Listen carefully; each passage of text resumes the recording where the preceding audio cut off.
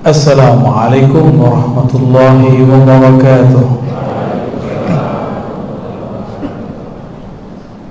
Alhamdulillahilladzi asra abdahu Muhammadan min baladil haram ila baladil Quds. Asyhadu an la ilaha illallah wa asyhadu anna Muhammadan abduhu wa rasuluh. Allahumma salli wa sallim wa barik ala sayyidina Muhammad wa ala alihi wal mahdi khalifatihi wa sallim. Puji syukur kepada Allah karena dialah kita bisa berkumpul pada siang ini. Ini udah siang apa masih pagi, Pak? Udah siang. Siang malam itu pertanda bahwa ada yang mengatur, berarti ada Allah, dan dia mengatur ini hanya untuk sang kekasihnya Nabi Yuna Muhammad Sallallahu Alaihi Wasallam. Maka karena asbab beliaulah kita duduk tidak menyembah kecuali kepada Allah Subhanahu Wa Taala. Pantaslah kiranya kita mengucapkan salam rindu, salam terima kasih kepada Rasulullah Sallallahu Alaihi Wasallam. Allahumma salli wa sallim wa barik ala Sayyidina Muhammad. Yang sama-sama kita hormati, ta'zimi Paman Birin, yang hari ini saya kaget beliau pakai sepatu ya. Semoga Allah memberikan sifat as-sabar kepada beliau. Innallaha ma'as sabirin. Tapi sabar itu ada dua, Paman. Ada sabar nafsiyah, ada sabar ruhiyah. Jangan minta yang pertama, mintalah yang kedua. Karena sabar nafsiyah tidak ada yang kuat. Sabar terhadap gejolak jiwa, nggak ada yang kuat. Kenapa orang mengatakan sabarku ada batasnya? Itu sabar pada jiwanya. Karena jiwa tidak sanggup ditempa. Makanya Allah kasih puasa untuk jiwa, itu pun dikasih time, kasih jam. Mulai dari terbit fajar sampai terbenam matahari. Allah nggak kasih 40 tahun, nggak. Ya. Namun nafsu itu bandel dan dia harus betul-betul dipuasakan. Nafsu ini bandel sekali. Dari awal penciptaan dia sudah sangat bandel. Maka kalau sabar, mintalah sabar ruhiyah, sabar rohani. Sabar rohani itu adalah keikhlasan kepada ketentuan Allah Subhanahu wa Ta'ala ya.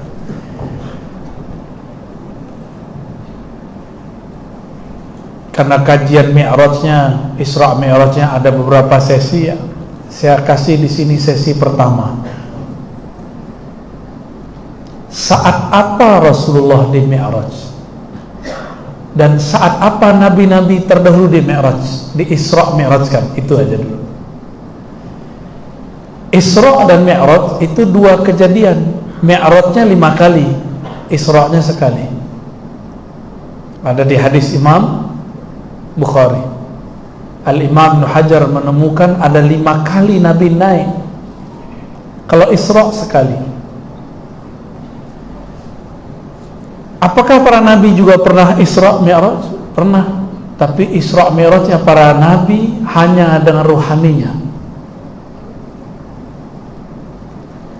Nabiullah Musa ini yang paling terkenal ceritanya. Beliau Isra Mi'rajnya cukup di Gua Tursina. Kata Sayyidina Jibril, "Hei Musa, kamu jangan gosok gigimu." Hari ke-30 Nabiullah Musa asik.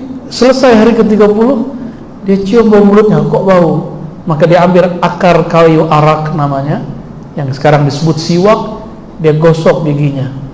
Dia lupa kalau Sayyidina Jibril berpesan, jangan gosok gigimu. Karena dia sedang berpuasa. Nabiullah Musa puasa 30 hari. Ada yang kuat puasa 30 hari? Nggak ada yang kuat. Maka Allah mengatakan, genapkan hai Musa, jadi 40 hari. Jadi Nabi terdahulu kesalahan kecil pakai siwak, tembusnya pakai 10 hari. Untung nggak jadi umat Bani Israel ya. Gimana kalau anggota Paman Bir ini punya kesalahan, kita suruh puasa 10 hari, nggak makan, nggak minum. Jiwa itu kalau nggak dipuasain, nggak patuh dia. Maka itulah satu-satunya suluk nafsiyah namanya. Suluk nafsiyah. Ketika nafsiyahnya sudah oke, inilah 10 hari terakhir. Tadi Isra 30 hari, 10 hari terakhir Mi'raj dia kepada Allah. Itulah Sayyidina Musa. Kalau Nabi Adam kapan? Nabi Adam diusir, diturunkan dulu ke bumi, baru diizinkan Mi'raj. Maka terusirnya Nabi Adam dari surga bukanlah laknat, bukanlah suatu kerugian, justru itu adalah satu keberuntungan. Karena dari awal diciptakan, Allah sudah buat pengumuman di kerajaan langit, wahai para penduduk langit, inni ja'ilun fil ardi khalifah, nanti di bumi aku akan ciptakan seorang khalifah. Berarti emang kakek moyang kita itu tidak diciptakan untuk di surga, dia memang diciptakan untuk di bumi. Kalau beliau tidaklah tersilap makan buah yang disebut khuld, sebenarnya itu mirip seperti buah labu, ada biji-bijinya nggak? Buah labu itu, itu di dalam itu ada nama Paman Birin tuh, ya, bakal jadi gubernur, itu tulis di situ tuh, ada di situ Pak. Jadi seandainya Nabi Allah Adam tidak makan buah labu itu, kita nggak ada. Maka itu zahirnya kesalahan, tapi pada hakikatnya itu suatu anugerah. Karena para nabi kalau salah, salahnya dia tobat. Kalau dia tobat, tobatnya dia naik pangkat. Seorang Bani Adam juga sama. Anak Adam itu nggak akan naik pangkat dengan banyak sholat. Manusia itu dia harus merasa hina dulu baru orang angkat. Kalau selama-lamanya taat, nanti kayak iblis, ribuan tahun di surga lalu merasa menjadi pemilik surga, dan dia tidak rela ada yang lebih hebat darinya. Nah, yang punya sifat begitu itu iblis tuh dalam dirinya, hati-hati ya. Sifat apa? Iblis. Karena iblis itu yang menurunkan karakter, namanya karakter iri dan dengki. Kalau binatang paling nafsu, syahwat, emosi, itu binatang.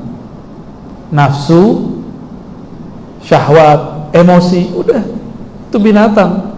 Tapi kalau iblis, iri, dengki. Lebih bahaya mana? Iri, dengki. Kalau orang karakternya binatang paling geruduk-geruduk selesai. Tapi kalau dia karakternya iblis, syayatinul jinni wal ins, setan dari kalangan jin dan manusia, itu bisa merusak negara, bisa merusak negeri, bahkan bisa merusak alam semesta. Ini bahayanya. Sayyidina Adam terusir, disitulah beliau kemudian sujud 40 hari 40 malam, tidak bangkit dari sujudnya. Begitu dituliskan oleh Imam Ibnu Katsir. Kepala beliau sujud, ruhnya naik. Inilah Mi'rajnya Sayyidina Adam. Coba lihat, kita sudah memi'rajkan Adam kita belum? Ini Mi'raj Adamiyah namanya. Apa namanya? Mi'raj Adamiyah. Apa maksudnya Mi'raj Adamiyah? Nabiullah Adam ketika beliau sujud, apa yang dibaca? Masih ingat? Rabbana zalamna, terus anfusana fa illam taghfir lana wa tarhamna lanakunanna minal khasirin. Ini doa apa sebenarnya ini? Ini doa yang kita sebut orang-orang yang sportif. orang-orang yang tidak mau menyalahkan orang lain karena kesalahan dia. Bahkan dia siap menanggung kesalahan orang lain, dia pikul. Ini namanya mi'raj adamiyah.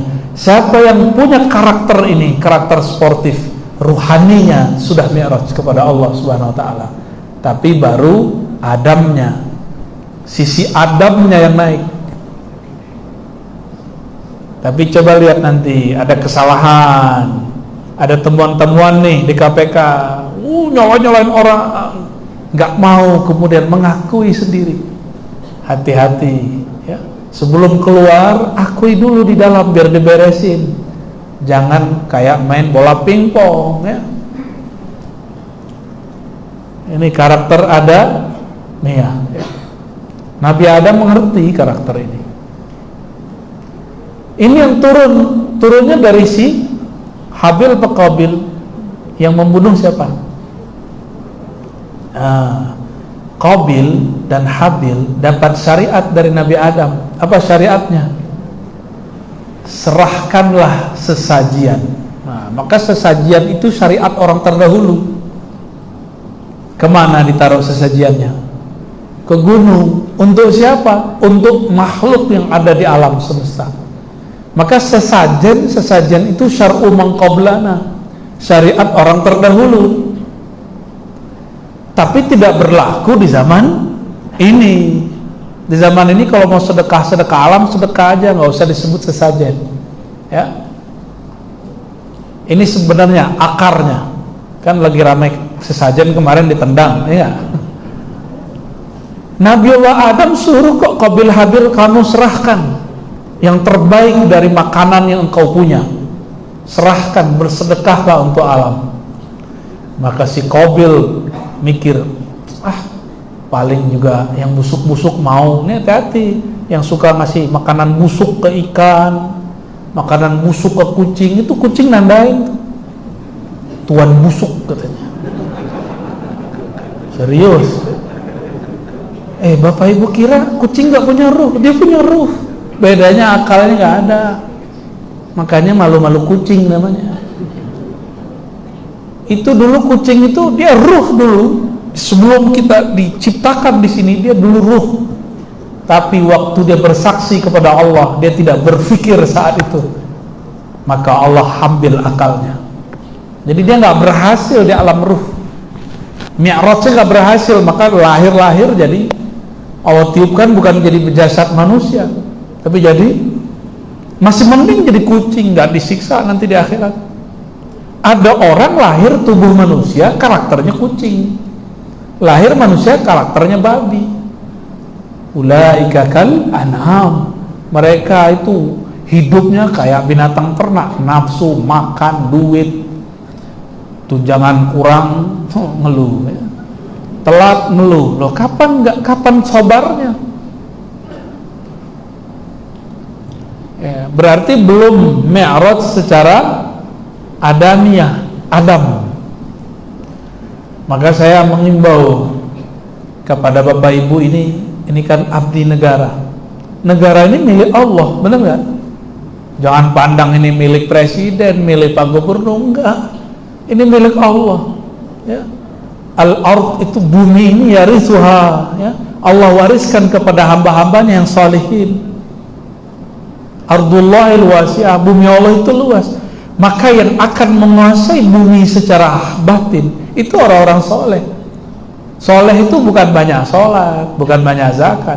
Soleh itu yang lahir batinnya sama, zahir dan batinnya sejalan, itu disebut salaha.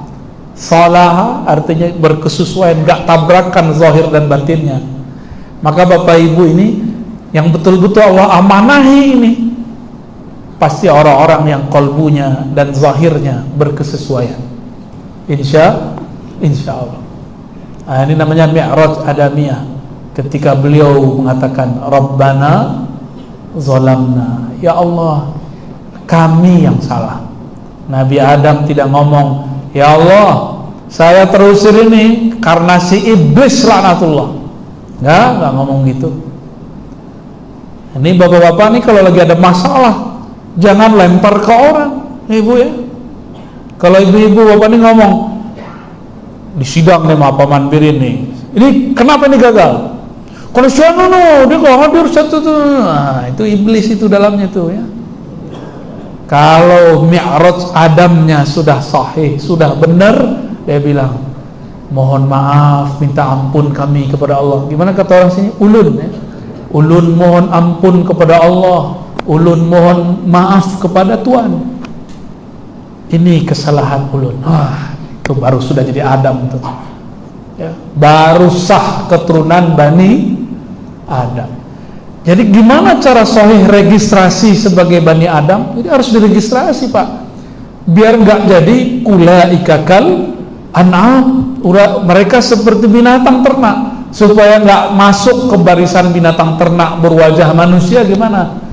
Kalau ada kesalahan, pikul sendiri, sportif mengaku, sujud kepada Allah, itu baru benar tuh Mi'raj Adamiyah. Jadi Nabi Adam pun Mi'rajnya ketika sujud turun dari jannah surga. Kalau beliau masih di surga, ya nggak Mi'raj, karena Mi'raj ini kan naiknya ke surga, maka harus turun dulu. Orang kalau biasa hidup enak harus dikasih susah dulu baru tahu bahwa hidup dia enak. Berpuluh tahun kita hidup tanpa pandemi, kita merasa itu nggak nikmat, padahal itu nikmat. Maka Allah murka, Allah ingatkan kita supaya bahwa satu hari sebelum pandemi itu nikmat sekali. Sekarang sudah pandemi, kemana-mana harus jadi ninja ya. Mau senyum, apa yang dilihat Pak? Ayo senyum Pak. Ibu senyum. Saya nggak ngerasa Bapak Ibu senyum. Ayo senyum lagi. Ya, nggak kelihatan senyumnya. Tapi ini takdir kita sudah. Kita terima, kita ridho kepada Allah. Betapa aneh orang percaya kepada Allah tapi tidak ridho kepada Allah Subhanahu Wa Taala. Itu Nabi Adam. Kalau Nabi Musa tadi apa? Kenapa dua nabi ini yang saya sebutkan? Karena dua nabi ini pernah berdebat. Sudah pernah dengar ceritanya? Mungkin yang sudah sering nonton Thariqat al-Yutubiyah. Jadi dalam Sahih Bukhari itu Nabiullah kita, Nabiuna Muhammad, itu Allah putarkan sejarah masa lalu ke beliau ya. Terlihatlah sedang berdebat Nabi Musa dengan Nabi Adam. Kata Nabi Musa, ini toh kakek kami yang bernama Adam itu, yang karena dia kami terusir dari surga. Kata siapa? Nabi Musa. Dia nggak tahu kalau babeh Adam ini jago debat. Jangankan Nabi Musa, malaikat aja kalah. Apa kata Nabi Adam? Ini cucuku yang katanya bisa ngomong sama Allah tapi nggak ngerti masalah takdir. Maka kata Nabiuna Muhammad SAW, Nabi Adam menang telak dari Nabi Musa, wajar. Yang bisa mengalahkan Nabi Adam cuma Nabi Muhammad SAW. Nabi Muhammad belum lahir, Nabi Adam sudah bermahar nikah kepada Sayyidatuna Hawa dengan bersolawat kepada beliau. Oh, ini menang telak sudah. Benar nggak tuh? Jadi di darah kita ini Bapak Ibu ada keberkahan solawat Nabi Adam kepada Nabi Yuna Muhammad untuk dapat menyentuh Sayyidatuna Hawa. Jadi solawat itu bukan kewajiban lagi. Solawat itu adalah diri kita. Karena solawat itulah kita ada. Ya. Kalau bukanlah karena yang disolawatkan kita tidak sah. Itulah makna kalam-kalam ilhami yang muncul di kolbu para wali. Kalau bukanlah karena engkau wahai Muhammad, tidak adalah aku ciptakan alam semesta. Itu bukan hadis ya. Itu kalam ilham turun ke kolbu para wali. Ini yang dulu pernah dikaji oleh guru-guru kita di negeri ilmu yang belakangan kita sebut kajian Nur Muhammad Sallallahu Alaihi Wasallam ya. Udah jam 1 Paman Birin. Habis ini katanya ke Raudhah ya. Apa namanya? kumpul ya. Ini waktunya udah habis belum? Udah ya? Dikit lagi. Ada satu nabi lagi yang terkenal, semuanya dimulai dari masalah. Gelarnya Zunnun, nabi. Ini bukan Zunnun al-Misri, ini Zunnun an-Nabi. Nama kecilnya Yunus. Masih ingat? Beliau punya umat, nggak bisa dibentuk, ngomel. Kalian susah amat jadi manusia, nggak bisa diajak kenal Allah, kenal Rasulullah. Ya udahlah, gak usah dakwah, ribet. Nah, ada kan pengurus masjid begitu, susah amat pengurus masjid kecil begini. Ya udah, gue mundur. Nah, ini ciri-ciri Nabi Yunus belum di Mi'raj. Ini namanya Mi'raj Yunusiyah. Ada nama Mi'rajnya? Nanti ada buku Pak, saya tulis. Mi'raj, Asrar Mi'rajil Anbiya. Kalau dulu Imam Ibn Arabi nulis khusus Al-Hikam, nanti saya tulis insyaAllah Asrarul Hikam An-Nabawiyah, isinya tentang Mi'raj para Nabi, insya Allah ya. Ini baru insya Allah ya, karena kapan mau nulisnya nih, ngomeng terus Pak. Mungkin sekarang wazifahnya, tugasnya adalah menjelaskan. Semoga nanti ada waktu saya bisa nulisnya. Sayyidina Yunus sebelum di Mi'raj ngomel, nyalahin umatnya ketika tidak mau dengar. Lalu kesalahan fatalnya apa? Untuk seorang biasa nggak apa-apa Bapak kalau mundur ngurus masjid, nggak dosa. Dakwah di situ kampung nggak dengerin, mundur nggak dosa kalau seorang mukmin biasa. Tapi ini seorang nabi dan rasul. Nabi dan rasul yang bukan kesalahan bagi orang biasa dianggap salah. Makanya dosa nabi itu bukan dosa. Dosa nabi itu cuma masalah adab. Apa kata Nabi Yunus? Kalau begini susah amat di manusia diatur. Urus saja sendiri. Kabur naik apa dia? Naik kapal. Tapi karena beliau membawa beban, karena beliau seorang nabi, beban itu sudah menjadi zahir badannya. Itu beban sekampung ada di badan dia. Naik kapal, langsung kapalnya oleng. Itu aneh kan? Itu sebenarnya bagian dari mukjizat beliau. Tapi dilihat badan Nabi Yunus ini kurus, kok oleng. Maka sang nahkoda membuat semacam apa tuh namanya, undian. Siapa yang kena undian dilempar. Dibuat undian pertama terakhir ke Nabi Yunus. Si nahkoda kenanya orang soleh, badannya kurus, gak mungkin dia yang memberatkan kapal. Yaudah, pulang, putar. Di dalam itu ada sekitar 40. Terakhir tetap ke Sayyidina Yunus. Gak percaya juga, ulang lagi ketiga, masih ke Sayyidina Yunus. Maka kata nahkoda, mohon maaf Tuhan, walaupun badan engkau kurus, wajah engkau wajah orang soleh, mohon izin, hasil kesepakatan bersama, engkau dibuang ke laut.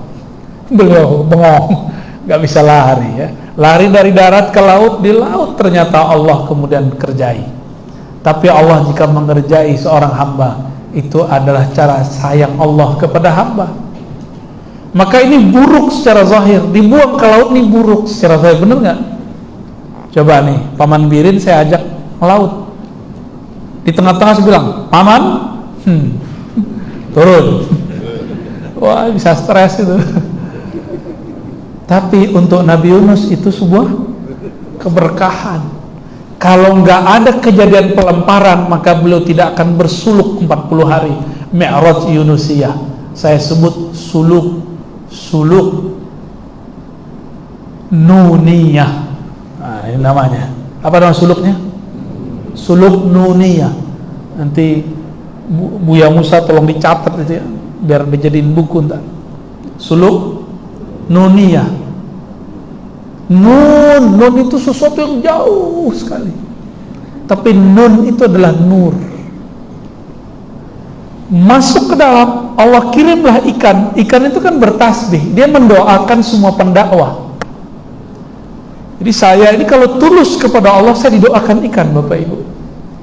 Bapak Ibu mimpin negara nih, mimpin negeri ini, tulus didoakan yang di langit sama yang di bumi. Bedanya, kalau orang yang alim dan mengajar, ikan aja ikut mendoakan. Kalau Bapak nggak masuk. Kecuali jadi orang alim dulu, mau ngajar atau nyokong orang alim, masuk dia, masuk dapat doa dari mereka. Maka ikan tahu, disebut al-hut, ikan yang besar sekali. Langsung dia nangkap, ditangkap, gelapnya bukan main ya. Perut ikan ada lampunya nggak? Nggak ada lampunya ya, berlendir, nggak bisa ngelihat apa-apa. Di saat itulah Nabiullah Yunus, nun yang ada dalam dirinya, nur itu kemudian hidup. Itulah yang disebut Zunnun, yang mempunyai nur Muhammad di dalam dirinya. Itulah yang bercahaya. Itulah yang kemudian membimbing lisannya mengatakan La ilaha illa anta. Setelah itu ada doa yang dibaca oleh Nabi Adam, La ilaha illa anta subhanaka inni kuntu minaz zalimin. Sama nggak dengan Nabi Adam? Rabbana zalamna, ya Allah aku yang salah. Inni kuntu, sungguh akulah yang zalim ya Allah. Bukan umatku yang bodoh, bukan umatku yang tuli, aku yang gak becus ngurusin umat. Maka pemimpin umat, pemimpin negeri, jika umatnya salah, dia salahkan dirinya. Maka orang ini sudah sah menjadi pewaris Mi'raj Yunusiyah. Suluknya suluk nuniyah, amalkan la ilaha illa anta 40 hari 40 malam. Itu zikirnya, la ilaha illa anta, tiada yang berhak disembah kecuali engkau ya Allah. Inni kun subhanak, maha suci engkau ya Allah. Inilah mi'rajnya, Isra'nya ini di sini diperjalankan ruhaninya oleh Allah. Kata subhana menunjukkan perjalanan yang hebat. Inni kuntu minaz zalimin, ada pengakuan. Maka para nabi sukses jadi nabi karena dia mengaku salah. Jika ingin jadi pewaris para nabi, mulailah mengakui kesalahan di hadapan Allah. Jika ingin menjadi pewaris para rasul, mulailah mengaku sportif di hadapan Allah Subhanahu wa ta'ala. Allah bukakan, Allah bukakan ya. Tuh 3 tuh Mi'rajnya. Ini saya bingung tadi mau ngaji apa ya. Tawasul aja sama para nabi.